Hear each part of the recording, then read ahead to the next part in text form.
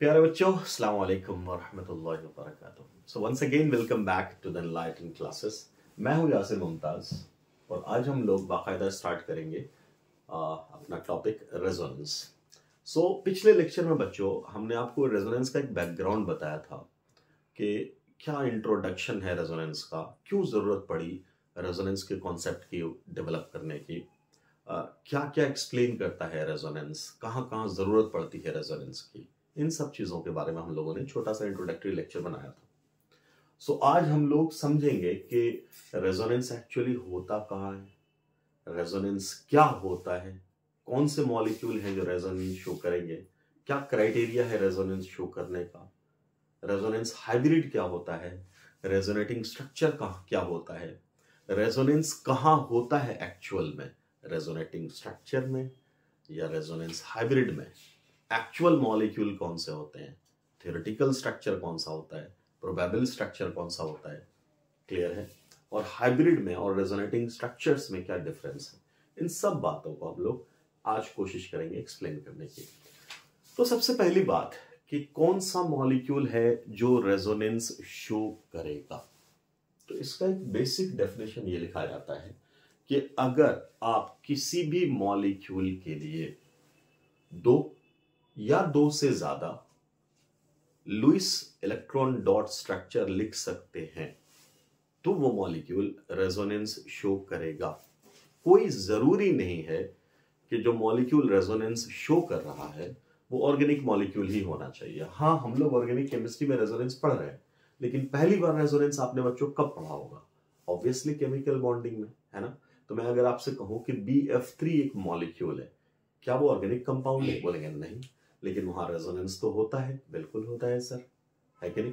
ऐसे ही अगर मैं आपसे बात करूं carbonate ion, carbonate ion like calcium carbonate में कार्बोनेट आयन जो होता है वो भी रेजोनेंस शो करता है, तो क्या वो ऑर्गेनिक कंपाउंड है? बोलेंगे नहीं। इसी तरीके से मैं आपसे बात करूं सल्फ्यूरिक एसिड का सल्फेट आयन बना ले तो सल्फेट आयन रेजोनेंस शो करेगा? बिल्कुल शो करता है सर। क्या वो ऑर्गेनिक कंपाउंड है? नहीं। ऐसे ही नाइट्रिक एसिड से नाइट्रेट आयन बना ले, नाइट्रेट आयन भी रेजोनेंस शो करता है? बिल्कुल शो करता है। तो क्या वो ऑर्गेनिक कंपाउंड है? बिल्कुल नहीं सर। क्लियर है। ओजोन मॉलिक्यूल, क्या वो ऑर्गेनिक कंपाउंड है? नहीं। तो कहने का मतलब यह है कि एक जो मिथ बैठ जाता है रेजोनेंस मतलब ऑर्गेनिक केमिस्ट्री, ऐसा नहीं, ऐसा नहीं। हाँ, ऑर्गेनिक कंपाउंड्स में भर के रेजोनेंस होता है, ये अलग बात है, ठीक है। बट एक्चुअल में रेजोनेंस किन मॉलिक्यूल में होगा, उसका बेसिक डेफिनेशन क्या है? When we can draw two or more structures of any compound, then we will say that the compound will show resonance. Clear? क्या मतलब है इस बात का, समझिएगा। मैं बिल्कुल सिंपल एग्जांपल लूं आपके सामने कि लाइक ओजोन मॉलिक्यूल ही हम लोगों ने देखा कि ओजोन मॉलिक्यूल का हम लोग कुछ ऐसा स्ट्रक्चर बनाते हैं, ये दूसरा ऑक्सीजन और ये तीसरा ऑक्सीजन, एक कोऑर्डिनेट बॉन्ड बनाते हैं इसके साथ। क्लियर है, ठीक है। ऑक्टेट कंप्लीट करते हैं हम लोग ऐसे, यहाँ 2 इलेक्ट्रॉन 2 4, यहाँ 2 6, यहाँ 2 4 और 2 6, तो सबका ऑक्टेट कंप्लीट होता है। हमें कहा गया कि क्या इसी का कोई दूसरा स्ट्रक्चर बना सकते हैं? तो कहा गया बिल्कुल बना सकते हैं। कैसे बना दे?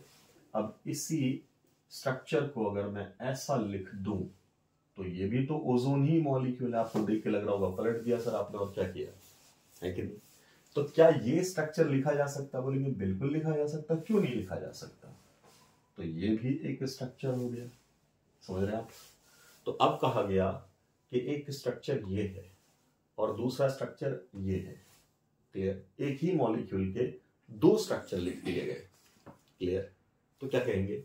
इसका मतलब ozone will definitely show resonance. क्यों? क्योंकि इसके पास दो रेजोनेटिंग स्ट्रक्चर पॉसिबल हुए। समझ रहे हैं आप। इसी तरीके से अगर बात की जाए, लेट्स से आपके पास BF3 मॉलिक्यूल है, तो BF3 मॉलिक्यूल को आप इस तरीके से रिप्रेजेंट करते हैं बेटा, है ना, trigonal planar molecule. No doubt boron के पास क्या है? एक वैकेंट ऑर्बिटल है, और फ्लोरीन के पास क्या है? लोन पेयर है। समझ रहे हैं।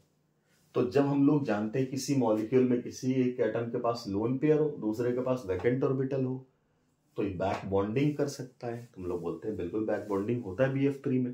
तो हमने माना कि ये वाला जो लेफ्ट वाला फ्लोरीन है, लेट्स से इसने बैक बॉन्डिंग कर दिया, तो हम इसका बैक बॉन्डेड स्ट्रक्चर बनाते हैं ऐसा। इससे क्या हो गया सर, इसका ऑक्टेट पूरा हो गया और यहां हमने लगाया माइनस फॉर्मल चार्ज, यहां लगाया पॉजिटिव। क्लियर? आप ऐसा ही दूसरा स्ट्रक्चर भी ड्रॉ कर सकते हैं कि सर क्या जरूरी है कि लेफ्ट वाला फ्लोरीन ही, ये भी तो कर सकता है, बिल्कुल करेगा, क्या प्रॉब्लम है।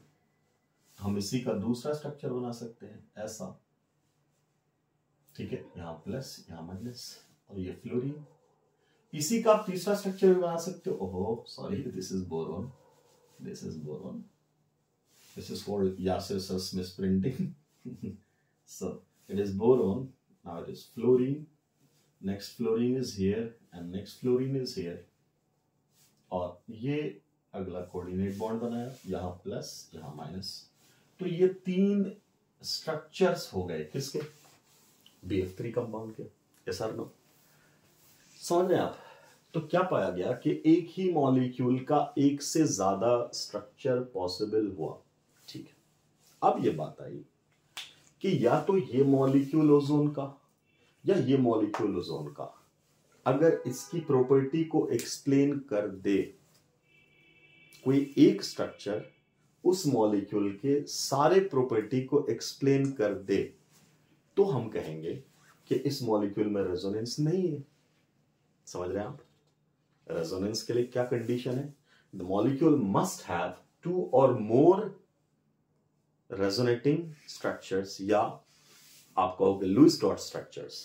ठीक, और उन स्ट्रक्चर्स में से कोई एक भी कंप्लीटली एक्सप्लेन नहीं कर पाए उस मॉलिक्यूल की प्रॉपर्टीज को, तब हम यूं कहते हैं कि उस मॉलिक्यूल में रेजोनेंस होगा। समझ रहे हैं आप। तो सर इस बात को एक्सप्लेन करिए कि क्या एक्सप्लेन नहीं कर पाया प्रॉपर्टी। फॉर एग्जाम्पल, अगर हम यूं देखें कि ओजोन का ये मॉलिक्यूल है, तो ये कह रहा है कि एक बॉन्ड डबल है और एक बॉन्ड सिंगल। तो सच में अगर एक्सपेरिमेंटली ऐसा होता कि इस बॉन्ड का लेंथ और इस बॉन्ड का लेंथ अलग अलग होता, क्या अलग होता, लेट्स से हमने बोला इसको L, इसको बोला L प्राइम, और ऐसा पाया जाता कि L का बॉन्ड लेंथ छोटा है L प्राइम से, चूंकि डबल बॉन्ड है तो लेंथ छोटा होगा। तो अगर इसका लेंथ छोटा होता, इसका लेंथ बड़ा होता, नो प्रॉब्लम एट ऑल। ऐसा नहीं पाया जाता। सेम, चलिए यही एक्सप्लेन कर दे। तो फिर यहां सिंगल बॉन्ड है, यहां डबल बॉन्ड है, तो इसका लेंथ और इसका लेंथ मैंने L प्राइम बोला, तो किसका बड़ा होना चाहिए, L प्राइम छोटा होना चाहिए, L बड़ा होना चाहिए। ऐसा ही हो जाता, तो पता चला ये भी एक्सपेरिमेंटल ही नहीं है।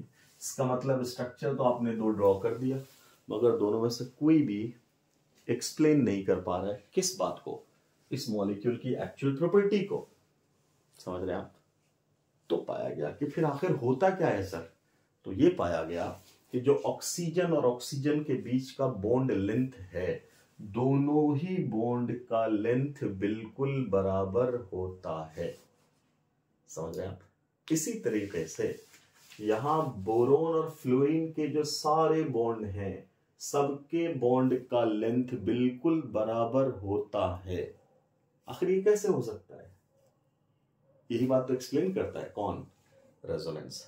तो फिर क्या हुआ सर, कैसे बोलेंगे, तो क्या कहा गया, जितने भी आपने प्रोबेबल स्ट्रक्चर्स बनाए पॉसिबिलिटी की बेसिस पे, आपने 2 बनाए इसके लिए, इन दोनों प्रोबेबल या थ्योरेटिकल स्ट्रक्चर को नाम देते हैं रेजोनेटिंग स्ट्रक्चर। क्या नाम देते हैं, so this is resonating structure first, this one is resonating structure second. ये 2 आपने अपने मन से बना लिया स्ट्रक्चर, ठीक है, क्लियर है, बना लिया। तो इन दोनों का नाम दिया गया क्या, resonating structure. Resonating structure just theoretical structure है जिसका एग्जिस्टेंस बच्चों एक्चुअल में नहीं होता। समझ रहे हैं, ये थ्योरेटिकल स्ट्रक्चर है, इसी वजह से ये प्रॉपर्टी एक्सप्लेन नहीं करता। जो स्ट्रक्चर इसकी प्रॉपर्टी को एक्सप्लेन करेगा उसको हम लोग बोलते हैं रेजोनेंस हाइब्रिड। क्या बोलते हैं, रेजोनेंस हाइब्रिड। ओके, कौन होगा रेजोनेंस हाइब्रिड और कैसे बनाएंगे रेजोनेंस हाइब्रिड, तो कहा जाता है कि जितने रेजोनेटिंग स्ट्रक्चर्स आपने बनाए उन सब के कंट्रीब्यूशन से मिला करके एक नया स्ट्रक्चर बनाइए, वो एक्सप्लेन करेगा उसकी प्रॉपर्टीज को। तो अगर हम इन दोनों के हिसाब से बात करें तो हमने लो फिर एक नया स्ट्रक्चर डिजाइन किया, ऑक्सीजन। Oxygen, oxygen. अब अगर हम इन दोनों ऑक्सीजन की बात करें तो पहले स्ट्रक्चर में ये डबल बॉन्ड है, दूसरे स्ट्रक्चर में ये सिंगल बॉन्ड है। तो अब यूं कहा जाता है कि आप इन दोनों का एवरेज लो। क्या लो? एवरेज। तो एवरेज का मतलब क्या हुआ? एवरेज का मतलब 1 और 2 का एवरेज कितना? 3/2, दैट इज 1.5। इसका मतलब इसका बॉन्ड ऑर्डर न तो 1 होएगा ना ही 2 होएगा, फिर क्या होगा बेटा? It will be between 1 and 2। Clear है? सेम बात यहां भी, ये बोल रहा है डबल, ये बोल रहा है सिंगल, तो एक्चुअल में क्या होगा? ना तो डबल ना तो सिंगल, फिर क्या होगा? Partial double bond character. समझ रहे हैं? और ये बात एक्सप्लेन होता है एक्सपेरिमेंटली, यही पाया जाता है कि इन दोनों ऑक्सीजन वाला जो बॉन्ड है, इन दोनों का बॉन्ड लेंथ बिल्कुल बराबर होता है। समझ रहे हैं आप? क्लियर है? तो ये एक्सप्लेन करता है कौन? रेजोनेंस। तो रेजोनेंस कहां हुआ? जिसने एक्सप्लेन किया प्रॉपर्टी को। कौन एक्सप्लेन कर रहा है? ऊपर वाला कि नीचे वाला? सो ऑब्वियसली इन दोनों में से कोई एक्सप्लेन कर ही नहीं रहा है। समझ रहे हैं? तो कौन कर रहा है? ये वाला। तो एक्चुअल मॉलिक्यूल कौन सा हुआ? ये वाला। So this molecule is called actual molecule. इसको क्या बोलते हैं हम लोग? Actual molecule. और इसी एक्चुअल मॉलिक्यूल को कैसे बनाया आपने? पेन पेपर पे इन दोनों को हाइब्रिडाइज करके, मिक्स करके, इसलिए इसको बोलते हैं रेजोनेंस हाइब्रिड। क्या बोलते हैं बेटा? Resonance hybrid. इसका क्या नाम डालते हैं हम लोग? Resonance hybrid. और ये दोनों जो प्रोबेबल स्ट्रक्चर हैं जिनसे मिला करके आपने एक्चुअल स्ट्रक्चर बनाया, उसको बोलते हैं रेजोनेटिंग स्ट्रक्चर्स। अलग अलग नाम देते हैं, रेजोनेटिंग स्ट्रक्चर्स। ठीक, इसके अलग नाम होते हैं। Resonating structure, canonical structure, theoretical structure, probable structure. Clear है? ये सब नाम है इसका। तो इन दोनों की मदद से ही एक हाइब्रिड जो बना है उसका नाम है रेजोनेंस हाइब्रिड, और वही एक्चुअल स्ट्रक्चर होता है और यही एक्सप्लेन करता है इस मॉलिक्यूल की सारी प्रॉपर्टीज को। समझ रहे? सेम ऐसे ही अगर हम यहां बात करें तो क्या बोलेंगे? क्या है भाई? तो इसमें अगर देखें तो ये कह रहा है इन दोनों का बॉन्ड ऑर्डर 1 है, इसका बॉन्ड ऑर्डर 2 है। यहां ये कह रहा है कि इस बॉन्ड का बॉन्ड ऑर्डर 2 है, इन दोनों का 1 है। तो आप किसी एक को देख लो, आप ये पाओगे कि 2 बॉन्ड का बॉन्ड ऑर्डर 1 है और एक का बॉन्ड ऑर्डर 2 है, जबकि एक्चुअल मॉलिक्यूल में सबका बॉन्ड ऑर्डर बिल्कुल बराबर होता है। न तो वो 1 होता न तो वो 2 होता, दैट इज बिटवीन 1 and 2। समझ रहे हैं आप? तो ये कैसे बनेगा सर? तो फिर वही बात हुई, ये तीनों तो आपने कैसे बनाया? थ्योरेटिकली। क्लियर है? प्रोबेबली, है ना? कैसे? प्रोबेबिलिटी के बेसिस पे कि भाई अगर बोरोन को देने का चांस इसको मिल रहा है तो इसको भी मिल सकता है, इसको भी मिल सकता है। तो एक प्रोबेबिलिटी थी कि इसने दिया, एक प्रोबेबिलिटी थी कि इसने दिया, एक प्रोबेबिलिटी थी कि इसने दिया। तो तीनों का प्रोबेबल स्ट्रक्चर आपने बना दिया। अब तीनों में से कोई एक एक्सप्लेन नहीं कर रहा सारी प्रॉपर्टी को, तो इसलिए तीनों ही बेकार हो गए। अकेले, तीनों अकेले दम पे बेकार हैं। लेकिन जब तीनों को मिला दोगे तो मजा ही आ जाएगा, और ये तीनों मिल करके एक्चुअल रिजल्ट लाएंगे और वही बनाएंगे हाइब्रिड। जैसे हमने हाइब्रिड यहां कैसे बनाया? इन दोनों की मदद से बनाया। समझ में आ रही बात? क्लियर है? ऐसे ही इन तीनों की मदद से जो स्ट्रक्चर बनेगा वो होगा true structure, and that will be hybrid. तो क्या बोलेंगे आप? इसका एक्चुअल स्ट्रक्चर क्या होगा? फ्लोरीन, बोरोन, बोरोन के साथ ये फ्लोरीन, ये फ्लोरीन। सिंगल बॉन्ड तो तीनों जगह है। क्या है जो अलग अलग घूम रहा है? तो ये वाला double bond, pi bond, extra bond, ये वाला, ये वाला, ये वाला, ये तो अलग अलग घूम रहा है। तो क्या बोलेंगे? यही तो बट रहा है ना 3 जगह। तो क्या करोगे आप? पार्शियल डबल बॉन्ड कैरेक्टर तीनों हर जगह। तो इससे क्या होगा? इसका बॉन्ड ऑर्डर तीनों बराबर, इसका बॉन्ड लेंथ बिल्कुल बराबर। यही तो एक्सपेरिमेंटली पाया गया। तो इसको किसने एक्सप्लेन किया? ऑब्वियसली हाइब्रिड ने। इसलिए हम लोग बोलते हैं the real structure, the true structure is which one? That is hybrid. Clear है? समझ में आ रही बात? ठीक है। ऐसे ही हम लोग सेम चीज पाए थे पिछले लेक्चर में बेंजीन में। अब मैं एक्सप्लेन करूंगा आपको बेंजीन मॉलिक्यूल का ऑर्बिटल डायग्राम से कि आखिर कैसे हुआ सर। तो थोड़ा और इसको इंटरेस्टिंग बनाते हैं। तो एक पॉज लेकर के इन सारी बातों को नोट कर लीजिए, ठीक है, जब तक मैं बोर्ड मिटा करके बेंजीन एक्सप्लेन करता हूं आपके सामने जल्दी से। ठीक है बच्चों, क्लियर है? शुरू कर दिए? ओके। सो हमने क्या कहा कि अब देखते हैं बेंजीन। बेंजीन क्या होता है बेटा? C6H6 है ना। ओके, एक रफ स्ट्रक्चर यहाँ बना लेते हैं पहले हम लोग। तो बेंजीन हम लोग ऐसा बनाते थे, कार्बन कार्बन, यहाँ कार्बन, इधर भी कार्बन कार्बन, यहाँ कार्बन, ऐसा डबल सिंगल डबल ऐसा बॉन्ड बनाते थे। ठीक है, तो अब जरा देखो, हर जगह एक एक हाइड्रोजन भी है। ठीक है, तुमने हाइड्रोजन और इन्हें हटा लिया, इसको सीधा लिखा है, ये जो रेड वाला आपको दिख रहा है, हर पोजीशन पे एक एक कार्बन है, हर कॉर्नर पे एक कार्बन है। बॉन्ड लेंथ फॉर्मूला, और हाइड्रोजन को हमने कर दिया हिडन। तो आप ठीक से देखो तो हर एक कार्बन क्या है? sp2 hybridized. Each carbon is sp2 hybridized. कैसे सर? एक सिग्मा बॉन्ड, दूसरा सिग्मा बॉन्ड, तीसरा हाइड्रोजन के साथ जो हमने नहीं लिखा है, 3 सिग्मा बॉन्ड और एक पाई बॉन्ड। तो 3 सिग्मा का मतलब sp2, स्टेरिक नंबर 3। अच्छा, तो sp2 जब होएगा तो कार्बन के पास s का एक ऑर्बिटल था, 2s का, और 2p के 3 ऑर्बिटल, 4 में से 3 ने मिलके sp2 हाइब्रिडाइजेशन बना लिया। तो चौथा वाला p तो खाली हुआ ना। और हम लोग ये जानते हैं कि जो अनहाइब्रिड ऑर्बिटल होता है वो हमेशा हाइब्रिड ऑर्बिटल के परपेंडिकुलर टू द प्लेन होता है। यह हाइब्रिडाइजेशन में हम लोग बात कर चुके हैं, इसीलिए हाइब्रिडाइजेशन पढ़ाया था पहले।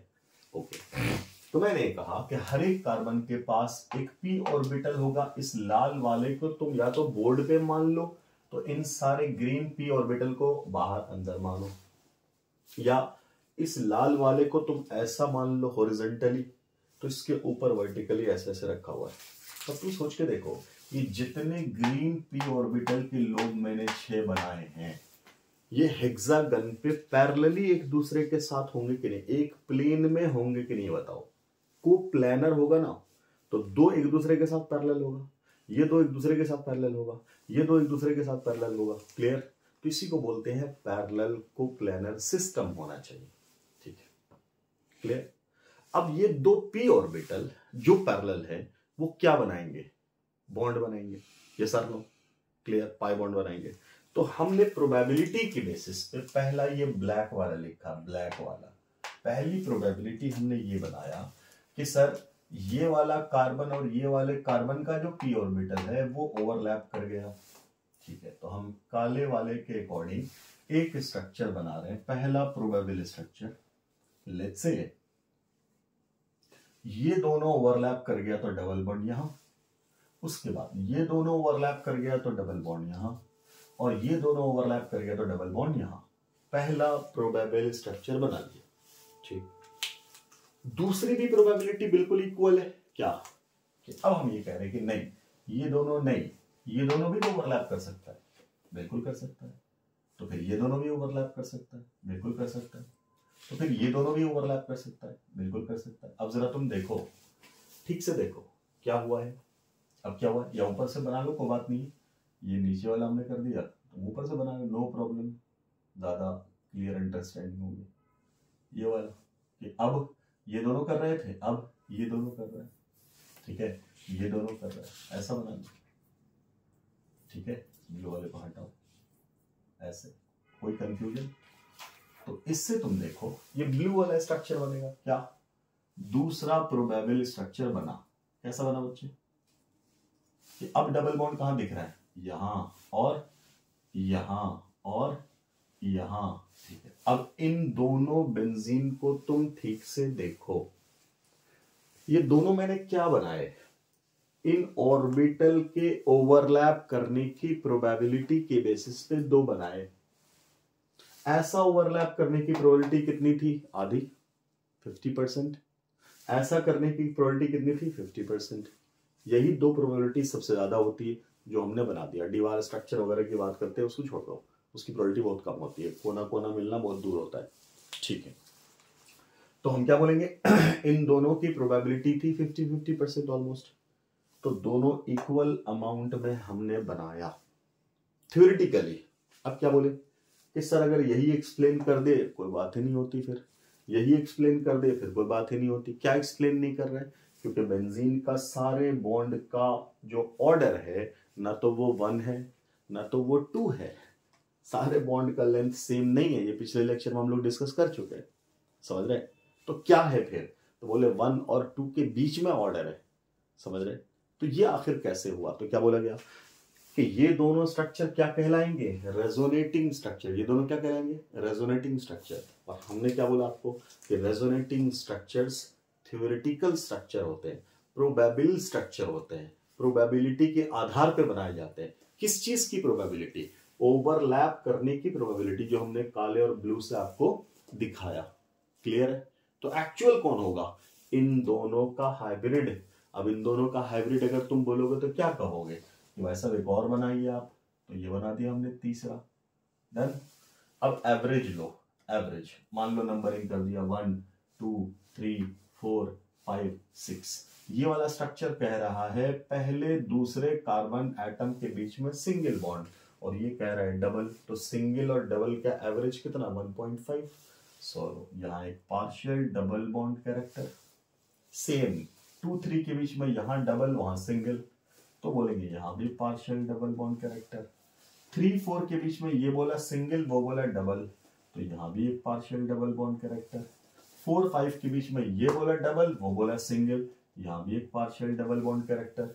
5 6 के बीच में ये बोला सिंगल, वो बोला डबल, तो यहां भी एक पार्शियल डबल बॉन्ड कैरेक्टर। 6 1 के बीच में ये बोला डबल, वो बोला सिंगल, तो यहां भी एक पार्शियल डबल बॉन्ड कैरेक्टर। अब जरा तुम इसको देखो तो आप क्या पाओगे कि सर ये तो बिल्कुल ही डिफरेंट है इन दोनों से। और यही तो एक्चुअल स्ट्रक्चर है जो एक्सपेरिमेंटली प्रूव करता है चीजों को। क्या क्या तुम देखो, क्या सारे बॉन्ड का बॉन्ड ऑर्डर बराबर हुआ? नहीं हुआ? बिल्कुल हुआ। पहली बात। दूसरी बात, ये बॉन्ड ऑर्डर एक्सपेरिमेंट कह रहा है कि बॉन्ड ऑर्डर 2 से छोटा होना चाहिए, 1 से बड़ा होना चाहिए। ये भी दिख रहा है आपको, पार्शियल डबल बॉन्ड कैरेक्टर है। तो बॉन्ड ऑर्डर क्या हो गया? 2 तो नहीं है, 2 तो यहां है, तो यहां इन सब में क्या है? Partial double bond character. Clear? तो इसलिए इस स्ट्रक्चर का नाम क्या पड़ा? Resonance hybrid. और इसका नाम क्या पड़ा? Resonating structure first. और इसका नाम क्या पड़ा? Resonating structure second. क्लियर है? क्लियर है? तो कोई तुमसे पूछे कि रेजोनेंस हुआ क्या आखिर? What is resonance? तो बेटा रेजोनेंस क्या है? इन पाई इलेक्ट्रॉन्स का यूनिफॉर्म डिस्ट्रीब्यूशन सारे ओवरलैपिंग ऑर्बिटल में, this is actually called resonance. समझ रहे हैं आप? What is resonance? कोई आपसे पूछो व्हाट इज रेजोनेंस, तो बोलेंगे delocalisation of high energy electron और delocalisation of pi electron, clear, is called resonance. What is delocalisation? बहुत मिस इंटरप्रिटेशन है इसमें। डीलोकलाइजेशन का मतलब हम लोग क्या समझते हैं कि सर इस बॉन्ड को इधर घुमा दे, इस बॉन्ड को इधर घुमा दे, इस बॉन्ड को इधर घुमा दे, तो वो नहीं मिल जाएगा? बिल्कुल मिल जाएगा। सेम वे इस बॉन्ड को इधर घुमा दे, इस बॉन्ड को इधर घुमा दे, इस बॉन्ड को इधर घुमा दे, तो ये नहीं मिल जाएगा? बिल्कुल मिल जाएगा भाई, कौन मना कर रहा है? ये पेन पेपर पे घुमा करके हम स्ट्रक्चर्स ड्रॉ करते हैं। इलेक्ट्रॉन ऐसे थोड़े ना घूमते रहते हैं, इधर से उधर, उधर से इधर बन रहा है कि ये भी होता है, ये भी होता है। ये दोनों होता ही नहीं है, तो फिर घूमना काहे का? तो फिर क्या है? रेजोनेंस घूमना है क्या इलेक्ट्रॉन का? नहीं, रेजोनेंस का मतलब इलेक्ट्रॉन का घूमना नहीं है। हम घुमाते हैं पेन पेपर पे रेजोनेटिंग स्ट्रक्चर बनाने के लिए, एक्चुअल में घुमा घूमी नहीं है। फिर क्या है? तो बोलेंगे इन इलेक्ट्रॉन्स का इक्वल डिस्ट्रीब्यूशन, इलेक्ट्रॉन क्लाउड का इक्वल डिस्ट्रीब्यूशन किसमें? ये 6 के 6 हरे वाले ऑर्बिटल में। समझ रहे हैं? इसी को हम लोग इक्वल डिस्ट्रीब्यूशन को ही बोलते हैं delocalization of high energy electron. समझ में आ रहा है? So what is resonance? It is simply uniform distribution of all the high energy electrons in all the overlapping orbitals is called resonance. कहाँ होता है? एक्चुअल मॉलिक्यूल में, हाइब्रिड में। कोई आपसे पूछे इसमें रेजोनेंस होगा? बोलेंगे नहीं। इसमें रेजोनेंस होगा? नहीं। क्यों नहीं? क्योंकि रेजोनेंस का मतलब डिस्ट्रीब्यूशन था इक्वली। इक्वली कहाँ है? यहाँ 2 है, यहाँ 1 भी नहीं। सो हमारी बात, यहाँ पे 2 इलेक्ट्रॉन है ना पाई के, यहाँ तो है ही नहीं, यहाँ तो सिंगल ही बॉन्ड है। समझ रहे? तो क्या बोलेंगे? यहाँ इक्वल नहीं है, इसलिए ये रेजोनेंस यहाँ शो नहीं हो रहा है। कहाँ शो होता है? हाइब्रिड मॉलिक्यूल में। तो इस बात को याद रखिएगा, resonance is shown by actual molecule, that is hybrid molecule, not the theoretical molecules. समझ में आ रही है बात? तो इसको ठीक से जल्दी से आप लोग नोट करिए, ठीक है? क्लियर है? इसको नोट करिए जल्दी से। कर लिया? तो क्या लिखा हमने? हमने क्या लिखा कि रेजोनेंस का मतलब क्या होता है कि जब किसी मॉलिक्यूल का दो या दो से ज्यादा स्ट्रक्चर बनाया जा सके तो हम कहते हैं कि वो मॉलिक्यूल रेजोनेंस शो करेगा। ठीक है, अब उसके बाद क्या हुए, अगर रेजोनेंस शो किया तो फिर मैं उल्टा बोल रहा हूं कि उसके एक से ज्यादा स्ट्रक्चर होंगे। फॉर एग्जांपल बेंजीन के केस में दो बना दिया, ये दोनों क्या एक्चुअल स्ट्रक्चर हैं? नहीं। फिर क्या है? थ्योरेटिकल स्ट्रक्चर है। किसने बनाया? हमने और आपने पेन पेपर पे बनाया। काहे को बनाया? क्योंकि इन दोनों की मदद से एक्चुअल स्ट्रक्चर पता करना है। जो एक्चुअल नेचुरली एग्जिस्ट करता है वो ये करता है। कैसे बनाए? इन दोनों की मदद से एवरेज लेकर के बनाए। तो एक्चुअली रेजोनेंस कहां हुआ? हाइब्रिड में। रेजोनेंस क्या होता है? हाई एनर्जी इलेक्ट्रॉन्स का डीलोकलाइजेशन। इतनी बात समझ में आ रही है? क्लियर है? तो एक अगेन एक ब्रीफ इंट्रोडक्शन था फिर से रेजोनेंस को समझने का। अब अगले लेक्चर में हम डिस्कस करेंगे कि भाई साहब जो रेजोनेंस में इन्वॉल्व होते हैं इलेक्ट्रॉन, वो कौन से इलेक्ट्रॉन इन्वॉल्व होते हैं, उनका रिलेटिव ऑर्डर क्या होता है इन्वॉल्व होने का, रेजोनेटिंग स्ट्रक्चर्स की जो स्टेबिलिटी होती है उसका ऑर्डर क्या होता है, कौन से स्ट्रक्चर को हम रेजोनेटिंग स्ट्रक्चर मानेंगे, किस स्ट्रक्चर को हम रेजोनेटिंग स्ट्रक्चर नहीं मानेंगे। क्लियर है? ठीक। उसके बाद हम लोग उसके अगले लेक्चर में डिस्कस करेंगे कि कितने टाइप के मॉलिक्यूल्स हैं जो रेजोनेंस शो करते हैं, like pi sigma pi, pi sigma positive, pi sigma negative. Clear है? तो चलिए आज के लिए इतना ही काफी है, इसको नोट करिए। मिलते हैं अगले लेक्चर में। Thanks for watching the video. अस्सलाम वालेकुम।